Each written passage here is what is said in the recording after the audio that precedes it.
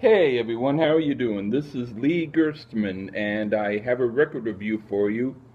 Once again, I have to give a how do you do, buddy, to Ian Wadley. He was the one who suggested that I do an album by the group The Band, and the album Music from Big Pink. Well, I first heard of the band when I was about 5 or 6. I never heard any of their music, didn't know anything about how they sounded. And whenever I asked people, what do they sound like, they just said, they sound good or they sound like how they sound. And I was like, well, that doesn't tell me anything.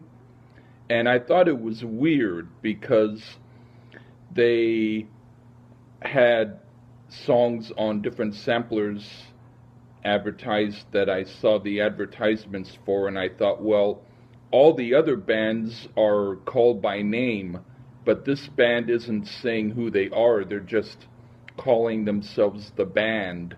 So I didn't know that that was the name. And Music from Big Pink, I thought, what is that? Is that a movie or a book? It seemed not specific, like if someone said, you're going to go somewhere with the guy, and he's bringing you to the place, and you're like, can you be more specific? So it wasn't until years later when I realized that the group was named The Band, and Music from Big Pink was the name of the album. But anyway, I never heard this album. I had some of their others and some of the members' solo work, but this is the first time I heard this album, so this is a new opinion, or a first opinion. Anyway, here we go. The first song, Tears of Rage.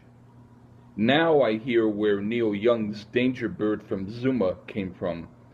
This could be the background music to a movie scene where I spill eggs all over my shirt because I'm drunk, but I don't care. I'm reaching for my whiskey. This is almost like a dead animal just barely dancing. I really like it a lot. And then To Kingdom Come. Don't ask me why I think this, but it sounds like a Perry Farewell demo. It's a strange song and intriguing. I enjoy it. And then In a Station. This is interesting in a weird Harper's Bazaar psych pop vein. I could imagine Lee Michaels doing a good version of this song. And then Caledonia Mission. This song sounds just like a Neil Young song. I dig it. It also has a Van Morrison vibe to it. And then The Wait. A lot of groups have versions of this song, and this is the only one I like. They do it great. They have that feeling other groups can't reproduce. And then We Can Talk. This is a good mimicking of Bob Dylan's Blonde on Blonde album. I could imagine this song coexisting with songs on that album. And then Long Black Veil. They make this song their own. It's one of my favorites on here. And then Chest Fever. Garth Hudson does his best Keith Emerson moves here. It's the most rocking song on the album and shows the band could have done a psychedelic album if they felt like doing so. This is another favorite of mine. And then Lonesome Suzy.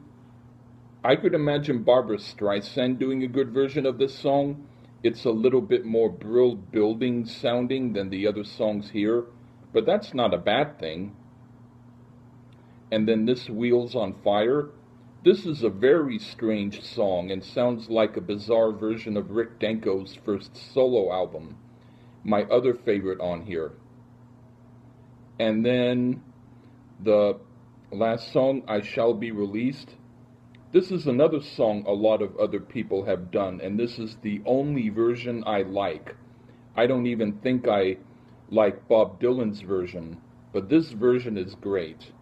So, this is the first album by the band, and I have to say I really enjoyed it. It, to me, is a more interesting album than Sgt. Pepper by the Beatles, believe it or not. To me, it's more innovative with interesting plays on different carnival music and gospel and rock and country. So anyway, there you got it. Thanks, Ian. I hope you enjoy this review. I enjoyed doing it. Take care.